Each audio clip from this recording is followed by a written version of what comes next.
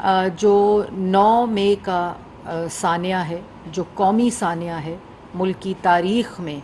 एक ऐसा सानिया जिसके ऊपर हर दिल रो रहा है और हर आँख अश्कबार है। और ये मैं बतौर एक पाकिस्तानी के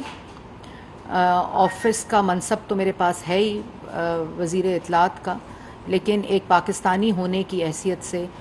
हर शख्स आज अफसरदा है और इसकी शदीद मज़म्मत कर रहा है। और जो 9 मई का कौमी सानिया, उसके ऊपर एक शख्स जिसने ना गुड टू सी यू कहने वाले चीफ़ जस्टिस को के सामने मज़म्मत की, जिन्होंने उनके साथ दरख्वास्त की कि इसकी मज़म्मत करें, उनके जितने कायदीन थे, जब उनसे मीडिया ने सवाल किया कि इसकी मज़म्मत करें तो किसी ने मज़म्मत नहीं की, क्योंकि जब इस पूरे वाक़े की मनसूबा बंदी ज़मान पार्क में इमरान खान के हुक्म पे, इमरान खान की क़यादत में और इमरान खान के आइडेंटिफाई किए हुए अहदाफ के ऊपर इम्प्लीमेंटेशन होगी, तो इसकी कौन मज़म्मत करेगा। अगर इमरान खान साहब वजाहतें पेश कर रहे हैं और ये वो शख्स है जिसकी पूरी सियासत